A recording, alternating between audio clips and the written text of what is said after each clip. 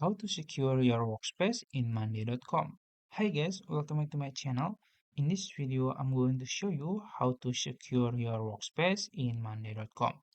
As you know, monday.com is a work management tool that lets you have a workspace so you can manage all your tasks, all your details, and others.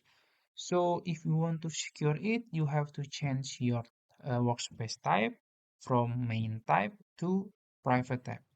So let's say this is the workspace I want to change. This one, you can click it. And then as you can see, there is three dots here. You can click it. And then you can choose to change workspace type. But you need an enterprise account. So because this is a free account, not enterprise, I cannot change it. But if you are enterprise type account, you can change it. Also, because I cannot change it, I'm gonna just manage my members like this and manage users, and I can change the permission of the user. So I can so it will make my workspace secure. So I think that's it. If you found this video helpful, please like this video and subscribe to my channel. Thank you.